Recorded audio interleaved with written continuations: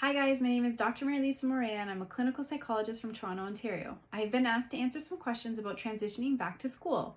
One of the questions that came up was, what do I do if I don't particularly love doing group work, but it's kind of mandated to do it? I think this is a good question, and oftentimes I work with people who really struggle with this, so I'd like to offer you some advice. The first thing I want you to understand is we all play a role. Just because you're not the leader in the group doesn't mean that you don't have an important role. Understanding what your strengths are and knowing what role you can play and communicating that to your team is going to be critical. That'll help with you feeling less anxious about the whole situation, knowing that you can play to your strengths, as well as knowing you're not going to disappoint your team members. Another point about that, make sure you really are communicating. The worst thing that you can do is ghost or leave people on red.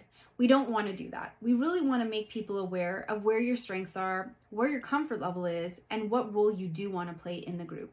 That way, people don't get frustrated and people really will want to continue to work with you and feel like you're a contributing member of the group.